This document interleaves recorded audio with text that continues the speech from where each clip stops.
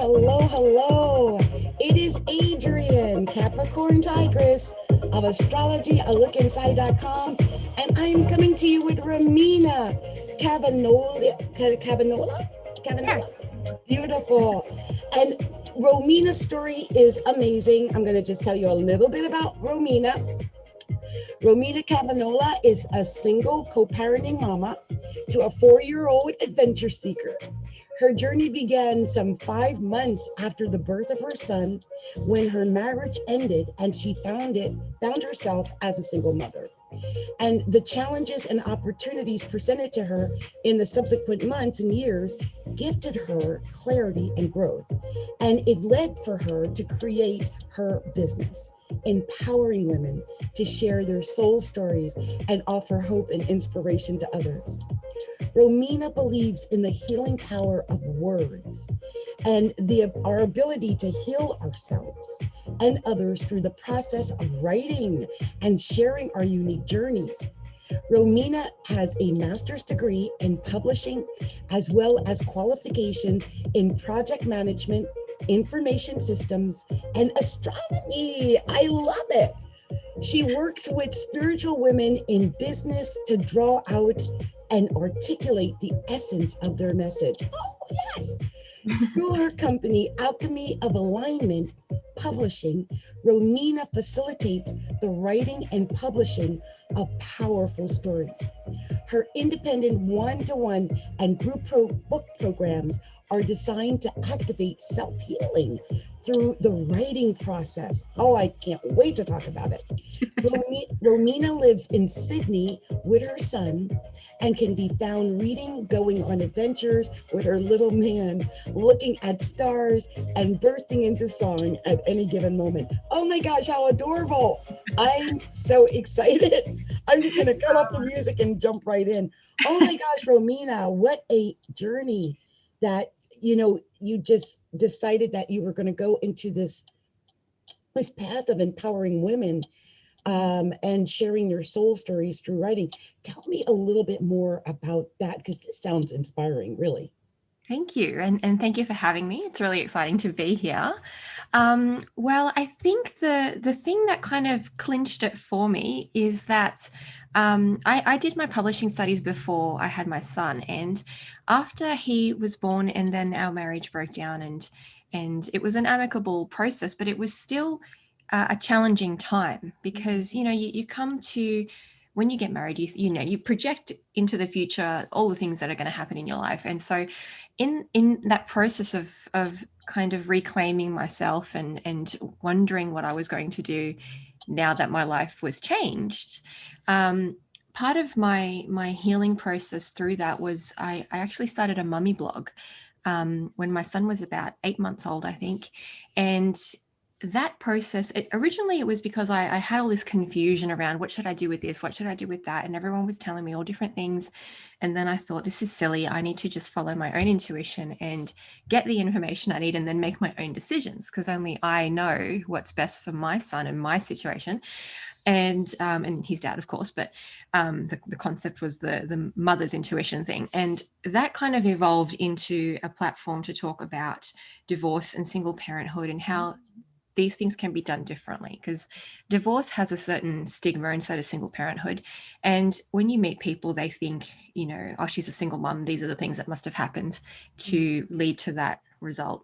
And also when you talk about divorce, everyone assumes straight away that it was the most awful situation, that the worst possible things could have happened to create this situation where you ended up divorced. Mm-hmm. And that just really wasn't the case for us. And we always say, oh, if there's a right way to get divorced, I think we're doing pretty well, kind of thing. And there's no right or wrong way, obviously, but it's more just taking a different path for that situation and trying to find the best way out of it for all three of us and feel empowered and aligned in that process. And so having said that, it wasn't easy, obviously, becoming a single parent. And even though my ex-husband is involved, it's still a challenging process, because I went from being just a woman to being a mum and then to being a single mum in the space of about 5 months. And so that whole process of me doing the mummy blog started to sort of help my own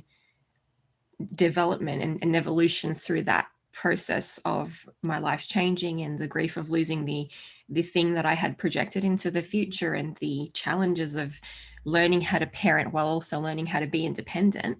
And I started getting, when I started talking about that element of it, about the divorce and the single parenthood, I started getting feedback from women in the communities that I was in and the community that I created also, about how empowering that was and how relatable my experience was. And I'm sure there are other women out there who do things like that, where they talk about their experiences in a way that really connects with other people and really gives them hope, and inspiration. And that kind of instilled in me that value of empowering women. And when I connected that to an experience that I had several years prior, which was a volunteer book community project that my ex-husband and I did over the course of about 7 years, preserving stories of senior citizens. And during that project, I really connected with the power of healing through story, the importance of preserving stories to share the wisdom that they contain with others. And in particular for that project, it was, for future generations. And I kind of held on to that feeling for a very long time, because I wanted to work with books and with story. And there was no traditional way at the time that really felt aligned for me.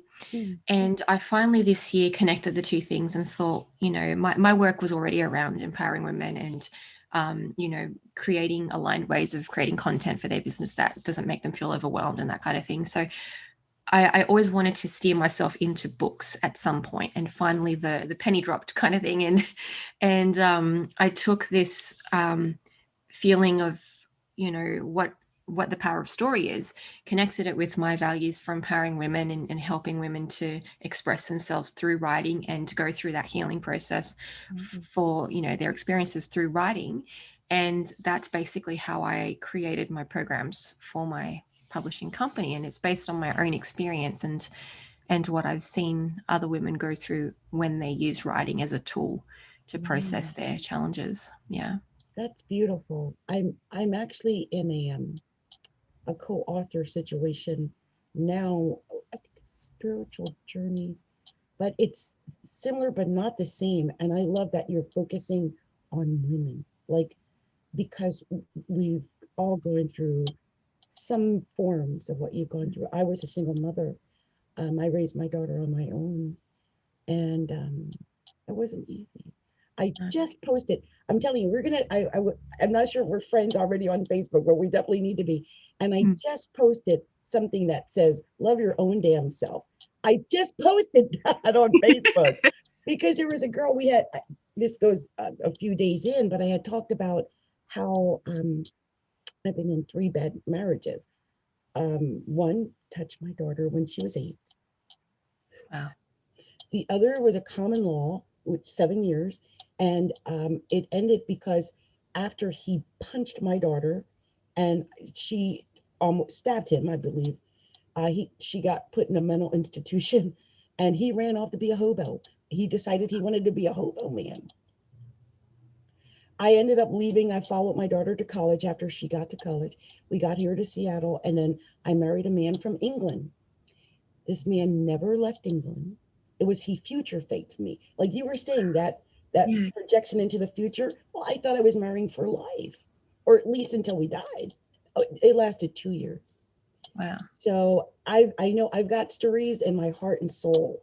I've just not figured out a way to tell them in such a way that it's uplifting and empowering. Because I think sometimes my pain is still there, and that comes through. But I love that you're using your writing and your stories and helping other women to use their writing and stories to empower and uplift. It's beautiful. Thank you. Yeah, it was really important to me to create something that was supportive and different, different to what I had seen, and something that felt really aligned to me and the way that I work and the values and the experience and qualifications that I have. So yeah, that's really where the focus is for my programs. I'm actually doing the one that I'm doing at the moment is actually for mothers. So we're getting close to closing that up with authors. And on purpose, I actually have chosen to do a smaller number of authors per book for my programs so that we have the ability to focus individually on each author. So I actually coach them through that writing process as well. And so we only have 11 authors in our books, and so that process then gives them such a nurturing experience and environment. And then of course we have our own little community where we connect in between, and we actually are doing meditation circles and different things that help us feel connected and engaged and motivated and witnessed, most importantly witnessed for the value that we have to share.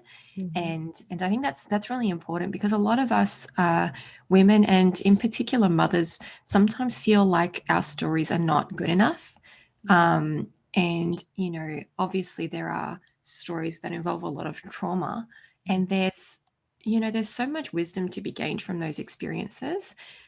But also there are some women who have never really had anything particularly traumatic to them happen to them, and they don't think that their story is worth sharing because, oh, I've had a good life, or I've had, there's nothing that I have that is really something that can impact others because I haven't experienced trauma.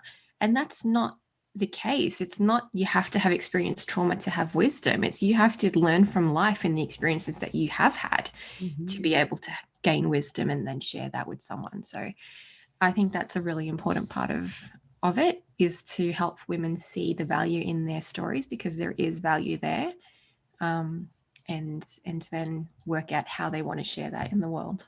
I think it would be uplifting to listen to a positive, uplifting, heartfelt story from someone who isn't simply talking about, oh, yeah, I went through this pain, but this is the joy that I found by doing this or that, or being a mom, or loving my husband, or whatever it is.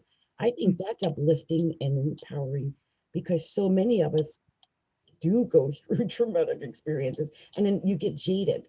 And I was just talking about this is so weird how this happens. I just posted, I swear, if I took a picture and showed you what I posted, you wouldn't believe this conversation.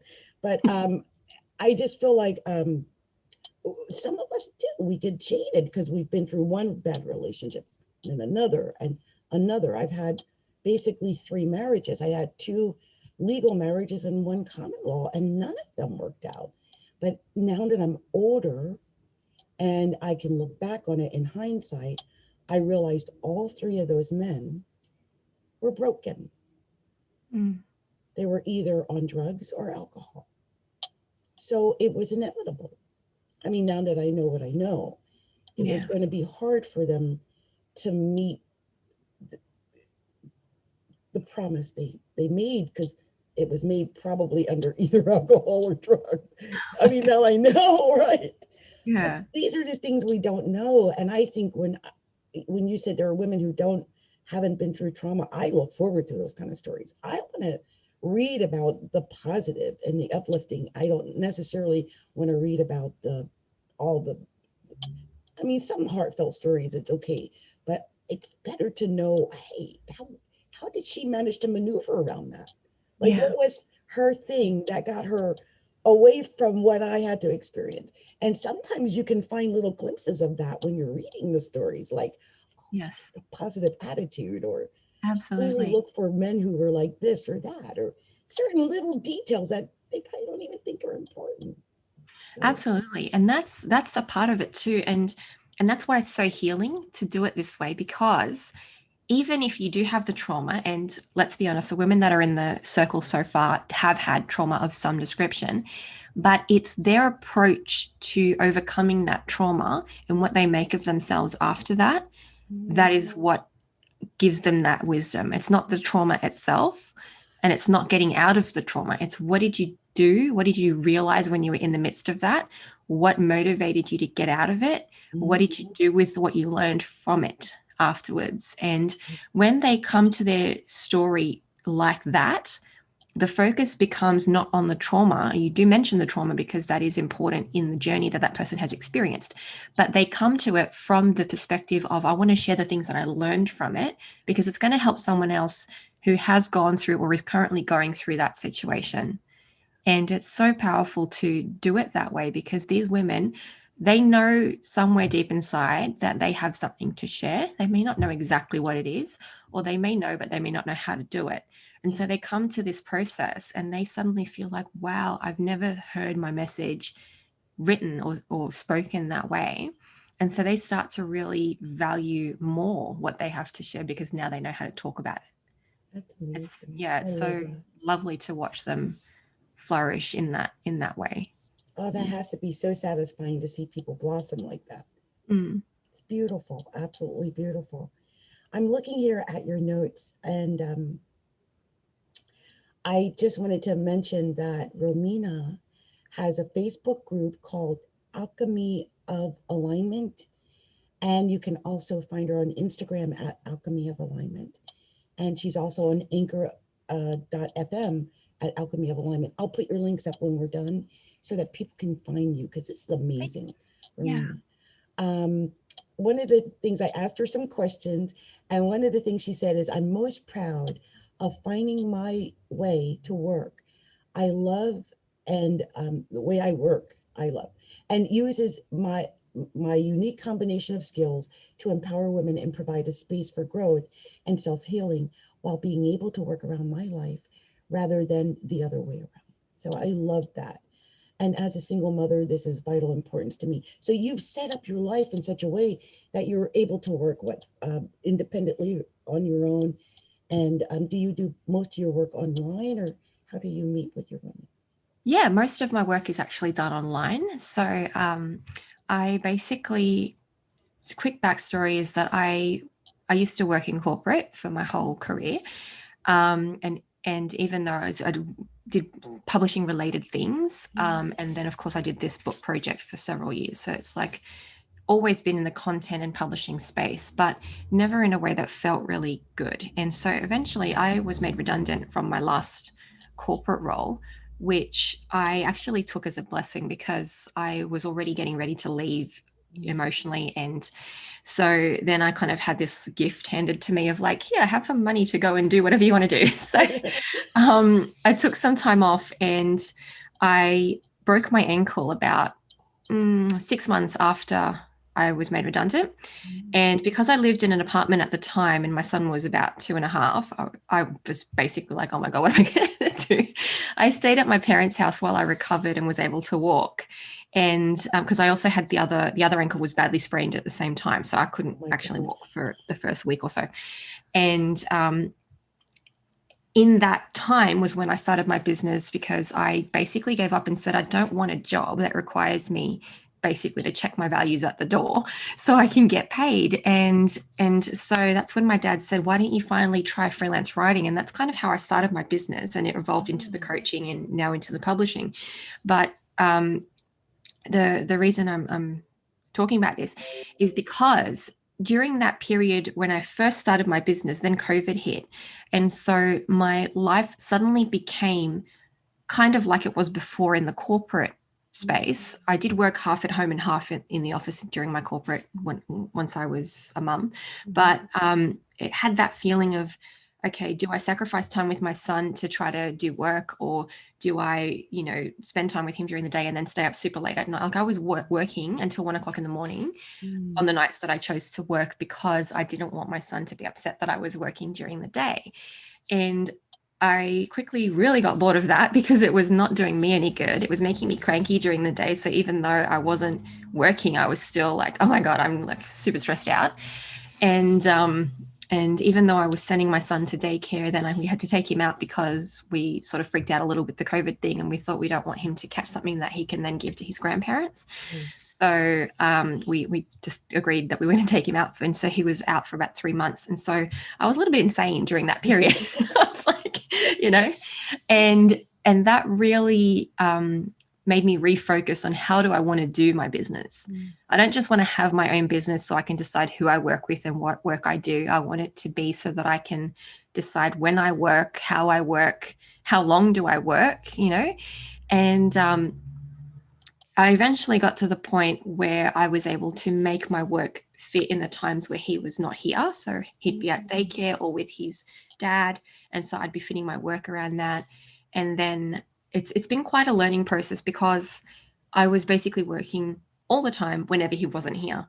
Mm. And then that really finally led to, oh my God, I've got no time to do anything, like to read or clean my house properly or whatever. And so I eventually made a schedule for myself, even though I didn't want to have this like I don't want to be micromanaged by myself. I created this kind of schedule where I have blocks of like themed time. So in that block, I will do something related to clients. In that block, I do something related to my house and so on. And so that actually really has been helping me to build my life around my work, because my work is not taking over my life anymore. Even though it's my own work, I'm the one who has to say, well, actually, these are my work hours. Just because I have this many hours doesn't mean I have to work that many hours, you know? Yeah. And so, and then when I'm doing the me time, even though, you know, I might schedule an hour or two at lunch or in the evening or whatever, when I'm by myself, I don't feel guilty that I'm not currently washing the dishes, because that's not what this block is themed. This is the block where I actually eat real food and watch Netflix. I love this. Yeah. Oh my gosh, Romina, I can relate to this so much. And it's so, it feels really empowering to be able to say, my work doesn't really impact my personal life. You know, of course, you know, there are times when my son's sick, he can't go to daycare and I have to like manage somehow. But for the most part, I can just say, okay, these are the things I must do today that are work related, and everything else I can let it go. And that's not an option I would have had in the past if I hadn't created my business and really looked at the way that I could run it. I love that. I love that how you portioned out your time, because it's amazing when you think we all have the same 24 hours. But some people get so much accomplished in those 24 hours, and some of us get nothing done. And it's all about partitioning off that time, just like you blocked it, and creating time for a full life. I'm in a group, she calls it 7 Freedoms, the girl I've been co-authoring through with her publishing. And I think she's got the same mindset that, hey, it's, you've got to have a well-rounded life. You can't just only work or only play or, you know, whatever. Because I think a lot of us, especially during COVID, we got obsessed with work. I know I did. I would find myself at 3 or 4 in the morning, you know, working, and then I would sleep to 8, you know, and wake up and do it again. That's 3 or 4 hours sleep. And I know I wasn't alone in that. So it's great that you found a system that's actually working for you. How do you share that system with the others in your group as well, so that they can also use that and implement that? It's not the same system. It's basically what I do when I work with my women is everything needs to be aligned to the way that they do things. So even before I was doing the publishing, when I was doing my content coaching work only, everything that we did was really tailored to their needs, because not everybody's brain works the same way. Not everybody has the same kind of business or the same skills. And so my main goal for that work was to remove the overwhelm that they felt, and this kind of like resentment to having to create content that they felt, because it felt hard to them.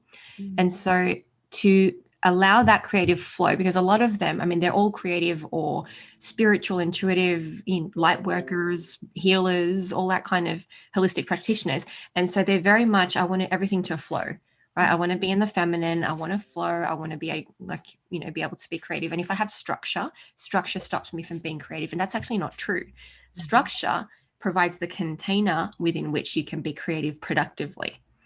So what we would do is look at them, the way that they work, and say, okay, what works for you? Do you work with the moon cycles?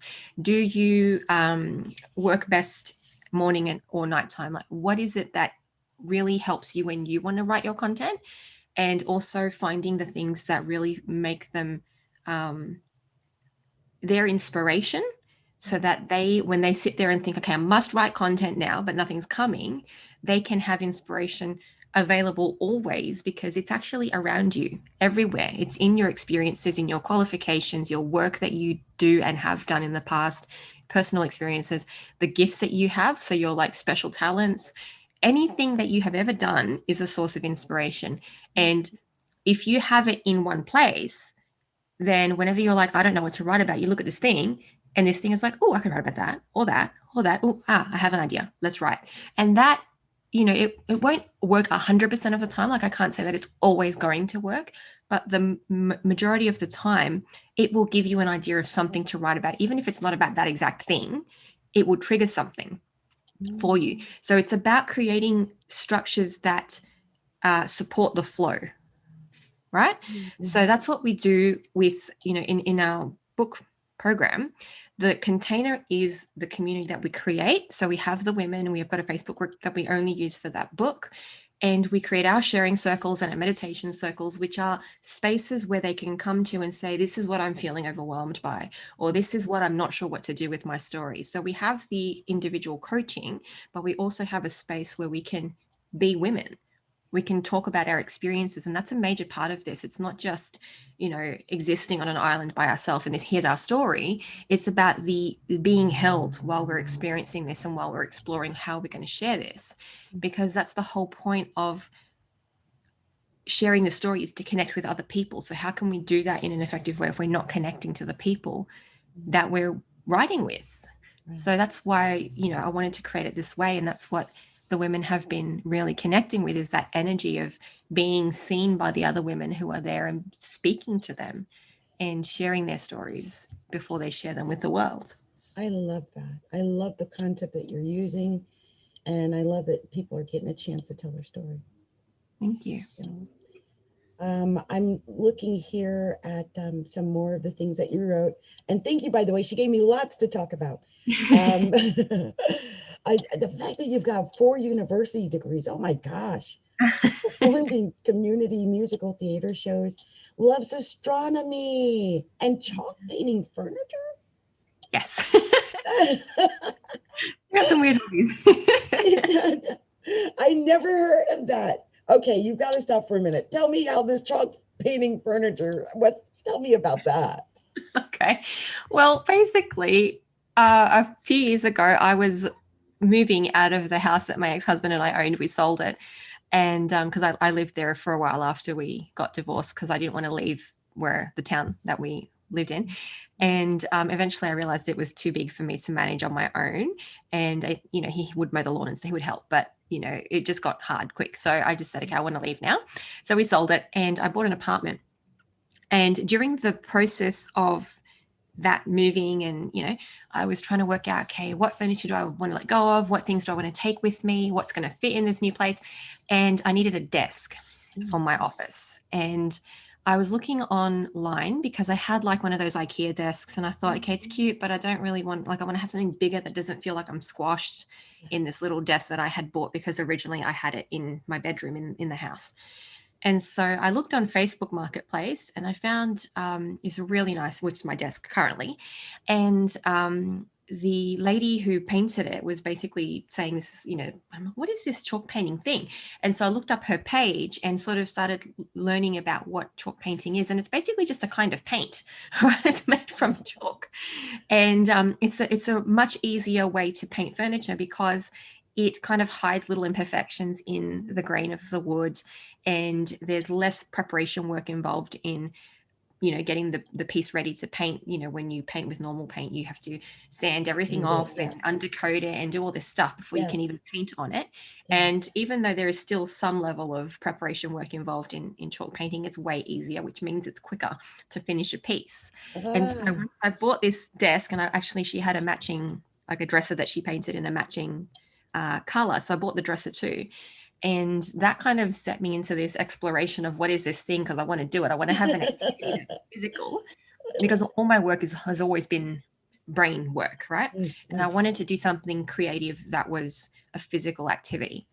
And that's how I started doing the chalk painting. I actually painted my dining suite. I bought a secondhand pine dining suite on Facebook, and I painted it in a color that matched my IKEA armchair. I like IKEA. Like, I actually do like IKEA furniture, but I have this really cushy turquoisey kind of armchair that I really like. And I wanted to paint it so that it matched. So I actually got the lady at the shop to mix a color, like a custom color, to match this chair. And that's kind of where it started. And I've got a couple of pieces that I'm working on at the moment. I'm painting a buffet to turn it into my TV unit.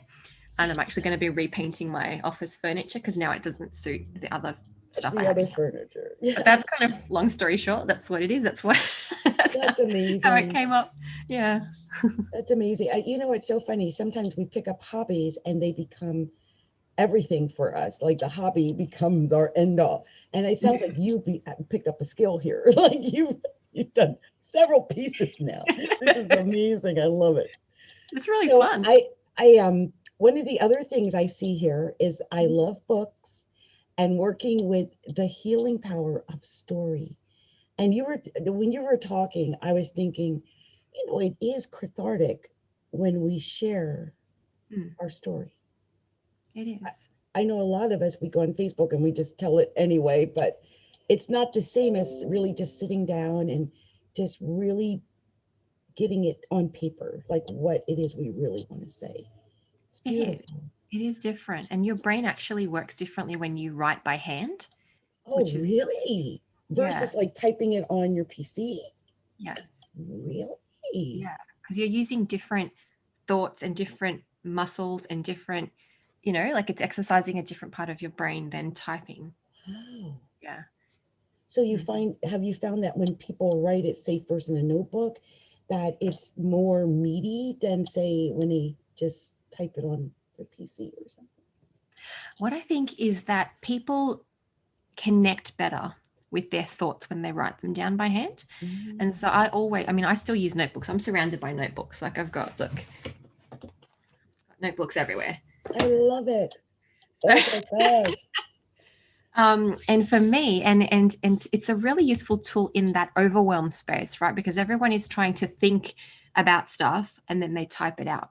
And so to remove one of the layers, you actually can write by hand because you're connecting with what you're thinking and then you're making your thoughts concrete before you then try to process and manipulate them into something else. Mm-hmm. It's that the overwhelm, or part of the overwhelm, comes from trying to think and do at the same time.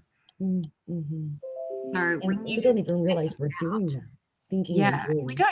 No, we don't. And even if you choose to just type instead of writing first, you should still type your thoughts, like brain dump, before you try to write your piece, whatever it is, a Facebook post, your blog, because you have the ideas out of your head and you can engage with them in a different way, right? They're concrete now because they're words on a page, whether it's a physical page or a digital page. They're not floating in your head. So you're not fighting yourself and your ideas to try to get them into words that are actually going to connect with people if you remove them from your head first so that you can read them. Mm-hmm. I love that. And reading and thinking are two different things. So you engage with them, you connect with your own thing, your own ideas or words or whatever it is that you're thinking about, and then you write. It's way less overwhelming than trying to do everything at once. Oh, I love it. I love it. And I just wanted to share with you. I don't have them all, but I too carry lots of notebooks. I've got them all over the place. I have a question for you. As you were talking, I was thinking, have you come across people who experience writer's block? And if so, what do you recommend for people who experience that? Well, absolutely. Definitely experience working with people that have writer's block. What I recommend kind of depends on what their individual situation is. I will lots of times recommend the writing things down approach because that usually will remove at least a big portion of it. For people who don't like writing or who insist that writing things down is not going to help them, I suggest actually recording their voice. So they'll get you just get your phone and put the little voice recorder thing on and just blah, blah, blah, blah, whatever comes out. Just don't even think about what you're saying. Just say it. And don't analyze what you're saying. Same when you write. Don't analyze it. Just write whatever comes. And then you can play it back and it can get ideas from what you've said as to either what to write about or what is blocking you. Right? Yeah, it's just a really introspective process. And it's kind of like, when you do journaling is a very introspective process. And especially if you have a prompt that can help you connect with a specific thing. So for example, if I was going to do journaling with someone, I would say, ask yourself, what is blocking me today? Or what do I need to share today? Or what you know, what is the message coming through from my higher self, or, you know, whatever context their challenge is. Give them a prompt that then they go away and write whatever comes. And I always say to them, do not think about what you're writing. Do not stop and analyze what you've already written until you're sure there's nothing else going to come. And that is really a powerful exercise in connecting with what is wrong, or with what needs to be shared. What are we going to write about today? That is a really great way of going around writer's block. Another thing that I've noticed is that they get writer's block when they put pressure on themselves to produce content. And so one thing I like to say to them is something I say to myself sometimes too, is the only person who said you must write content right now is you. So you just say, okay, not working, get up, go do something else, have a cup of tea, go for a walk, whatever it is that helps you to disconnect from that pressure, and then come back when you're feeling relaxed and when you're feeling calmed and centered and aligned, and then try writing. And a lot of the time that actually really works. It's just them getting all in their head about, I said that I was going to write content right now and I need to do it right now. Otherwise I'm in trouble. In trouble from who? You're the one who said that you had to sit there and write content. And it's like this little circle of... I understand what you're saying completely, because I've got an article due in 2 days, and why I put it off to the last minute, I don't know. But like I said, I'm a co-author in a book myself, and I got a piece that's due on, I guess, Saturday. And I've literally waited to the last minute. Now, have you found it this is common that people do this? Why do we do it? Why do we do that? Different reasons. Some of them are not sure that what they're writing is good enough. Some of them have had trouble with connecting exactly what they want to say with words that actually say what they are thinking they're trying to say. And so they get caught up in the thought process of, what is my story going to sound like when I write it down? Or it's not going to be perfect when I write it down. Or, you know, they sometimes have literally just taken on too much different things. They will have, you know, I've known some of them who are in multiple multi-author books at the same time. And then they've gone, oh no, I don't know how to separate my stories into different, you know, the themes, because their story is their story, right? And you can give your story context depending on where you're sharing it. But if the things are similar, then you get this extra pressure of, okay, I'm sharing my story in two similar contexts. They have to be different, because they do. You can't just submit the same story to two books, right? So, yeah, there's all sorts of different layers as to why people do that. And what I would say, especially if it's in the context of you're submitting an article to a website, or you're submitting your chapter to a multi-author book, or some kind of context like that, is that there is an editing process for a reason. Yeah, you don't have to submit a perfect piece. You just have to submit something that actually tells your story in a way that you're happy with, and know that there are people with the skills and experience to make it into what it needs to be effective as a chapter or as an article online. So trust the process, right? It's you are, unless they specifically tell you you must submit a thing that's not going to be edited or whatever, then I'd be freaking out about it. But if it's in this process of actual publishing a book, or, you know, having, you know, those online repositories where you submit stories and then they're like a journal and things online, they have a process for that. So you don't need to worry. That's not part of your job. Your job is to have the story in the first place, and then share it in a way that you think would be good, and then it'll get polished up. Yeah, we got an editor, and she's really great at polishing it up.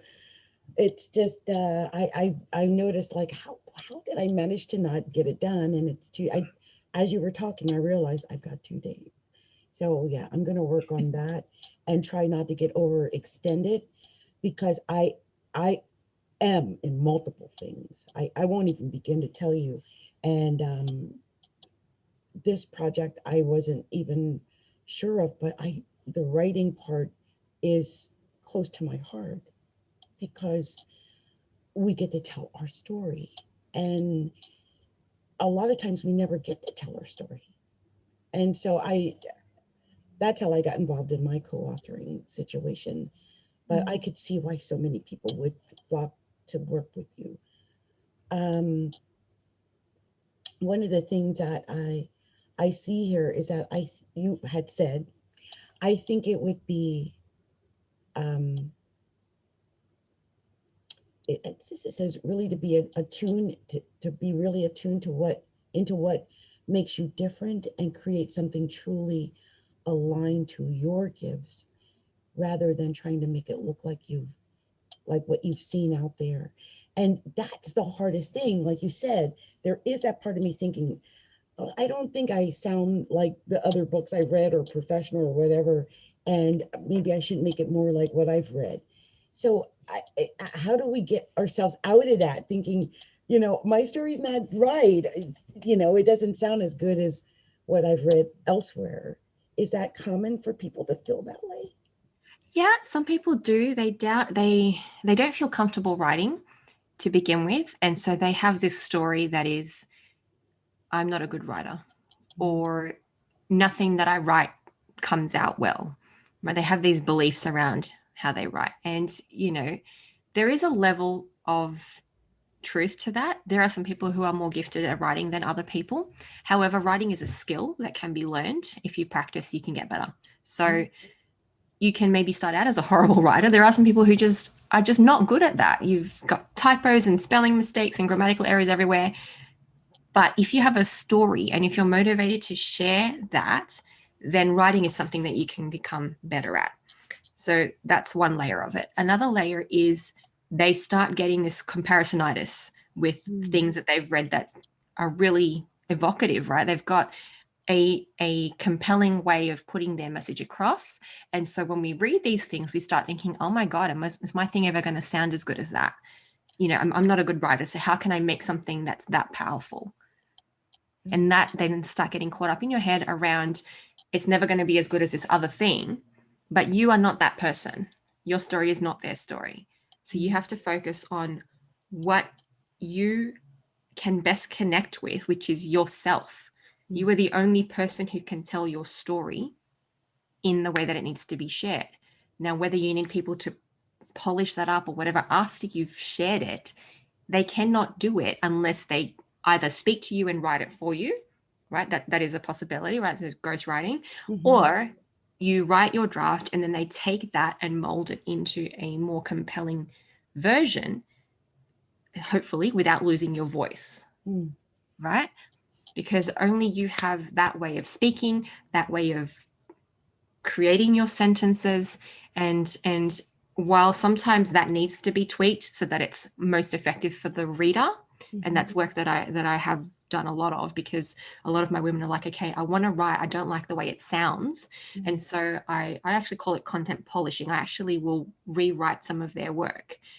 It doesn't lose their voice, but the way that it's crafted says the same thing in a more compelling way. And so then they come back to it and say, wow, that's actually what I was trying to say. It's essentially what they were saying. It's just in a way that comes across the way they wanted it to feel. Right. So you do have the option of having people help you with that kind of element of it. But in the actual writing of it itself, you have the story. You know it's powerful. You know it's going to change lives when people read it. Right. So stop thinking about everybody else's story, because that's their story. They had to go through their experiences to get that story. Right. There's no way you can make your story better by comparing it and try to make it like somebody else's. So from what I'm picking up, concentrate on the story, not so much the technique. Yeah, the technique can come after. Yeah. One mistake that I see people make all the time is they try to edit their story as they write it. And those are actually two different processes. So you're actually blocking yourself from writing. You're blocking the creative flow by doing the editing, because editing is not the creative process that writing is. Editing is a process that's about structure and about detail and about organization. And writing is a free flow type of exercise. Just get a notebook and just let it go, Yeah. And there's no such thing as a perfect first draft. There's a draft for a reason. It's you can just write assuming that it's not going to be perfect, and that removes the pressure off, because you don't need to produce a perfect draft. You need to just produce a draft that you can work from. I love this. I feel like I'm learning as I sit here. This is amazing. Let me see here. The only thing I'd be reluctant to talk about. Okay, I won't talk about that. I'm currently Ask. facilitating my independent book publishing and self-healing through story program, Mother Circle. Not sure when the episode will air, but there are a few spots remaining in this intimate group, and if there is any interest out there. So, anyone who is interested in healing through writing with Romina, she has a few spots left in her mother circle. I think that's what she's letting us know. Yes. Yeah. And she says these spots won't last very long. So if you have an interest in healing through writing or telling your story, um, definitely go to Romina Cavagnola.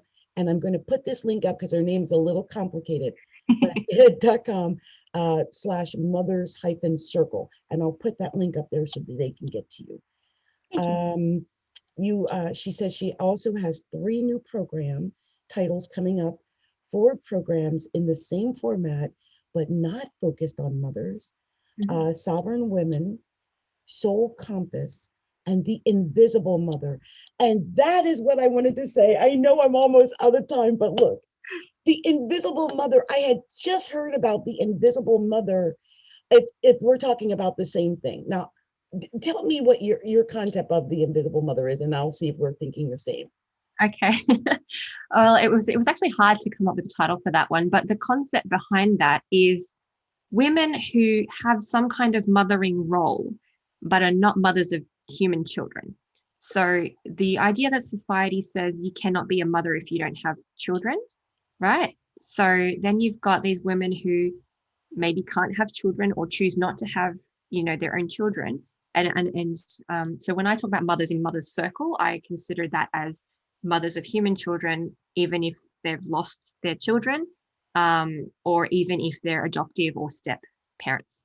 And so I wanted to provide a similar space for women who do mother in their life somehow, whether that's a fur baby or whether that's, through their work. They sometimes do mothering of other women or of other people, or even of themselves. Like mothering is a verb as much as it is a noun, and it's a process. It's a thing that you can do. And so I wanted to offer a space to those women who feel like they connect with this idea of the mother. It's an archetype also. So they connect with this idea, and they want to share their experience and their story of being in that mothering space, but they're not what society would traditionally call a mother. It's so funny you said that because a strange story in my life. My brother Wayne, he's rest in peace, and myself, we were raised by my grandmother in our grandmother's home, but with my aunt Ida May, and my aunt was excuse the expression, but old maid. She never married, never had any children. She had stayed behind to take care of my ailing grandmother, but she raised us. She took on that for my brother. That was in essence his mother, because she was his mother. My mother was Radel, her name. She was Ida May, but she was the mother. She was the one who, gave him money or got him, bailed him out of jail or whatever it was that he had to go through. So it's beautiful that you've created a space for that type of person who's dedicated. She dedicated 30, 40 years to my brother. Right? So that was his mom. Even to this day, I think Ida May was his mom. Absolutely. She did all the things a mother would do for a child. And so it's beautiful you created a space for those kind of people, because they're out there. They are. There's so many of them. Yeah, they're out there, and they're helping people to stay alive. I can't imagine, had she not been around, what would happen to me or my brother. She also took care of some other cousins who were raised in that household. My grandmother had a stroke, so it was her basically raising us. She was going out to work. She was making the food, right? Doing the laundry and going to the school PTA meetings or whatever it was. She was the mother. Yeah. So that's amazing. I always thought about another thing I had heard from Dr. Sam Backman. My daughter gets upset that because he talks about narcissism, but he has a thing about the invisible mother, but he was talking more about the mother who was not there, in a different kind of mother. But I love absent sort of the just kind of left an absent space in this life of that person. And she might have actually physically been there, but she wasn't there. Yeah. And you're using it in a different way. Here's a woman who might not have been the mother, but she was the mother. So it's someone who's taking on the responsibility of the role and not shirking the responsibility. I love that you've got that.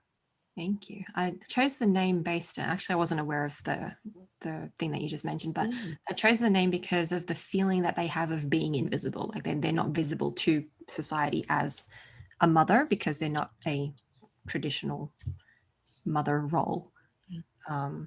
So that feeling is it's a concern around visibility. Yeah, that's why I love it. And I'm excited because that is such a beautiful, I know several people who have taken on a role similar to that and raised other people's children, got them through school, everything. And it's nice that you've given a platform for those women. It's beautiful. Okay, so I know we squeezed up all the time, but before you go, I really, if there's anything that you have to say, I'm going to give the floor to you. Any message you want to tell our listeners, anything that you want to say that we haven't covered, this is you've got the floor. Okay. I think what I would just like to touch on is two separate little things. One is that just because you're having challenges doesn't mean that it's all bad. Even though it feels bad at the time, those things are there as opportunities for you to connect with what is next for you. What's not working, you can let go of what's not working, and you can work out what it is that you want to actually do based off what you learn from those experiences. And that's what the difference is between having an empowered mentality and a victim mentality is what do you learn from it and what do you do after? What is the action that you take afterwards? Because a lot of people have that experience and they get stuck in the victim mentality and they don't want to be there, but they don't know how to get out of it. So that is one thing that I would really suggest is, take a look at what has happened and what could happen from what you've learned from those negative experiences. And the other thing would be is if you want to share your story and you don't think you have one, that's not true. Everybody has a story, and there's value in everybody's story. So it's just a matter of working out what that is and how to share it in a way that is going to make you feel proud of your story, even if it's full of crap things happen in your life. Make you feel proud of it and also make you feel like it's helping someone. I love that because that is the fear. I think that's my procrastination is like, who wants to hear my story? It's miserable. Like I've got a lot of things that happen in my life. And I think who wants to hear that? I have to think of something positive or uplifting or motivating or healing. And the truth is I just have to be me. Yeah, you do. And there is someone having the same kind of experience as you who needs to read your story. It's beautiful. Yeah. Thank you so much, Romina. I definitely am going to join your Facebook group just so that I will do that. And I want to thank you so much for spending this time with us. I'm going to put your links up because the last 3 programs are at rominacavagnola.com/next. So there's actually 2 offers out here for you guys to get involved with her. And so I'll make sure I get that up there for you. Thank you. I just want to thank you so much. And your company, Alchemy of Alignment Publishing. I might reach out to you to tell my story one day. I just want to thank you so much for being a guest here today. No, thank you so much for having me. It's been really wonderful speaking with you. I love your story, actually. I just think it's going to help, when you get to sit down and write it, it's going to help a lot of people. Beautiful. Thank you so much, Romina. Thank you. You're welcome.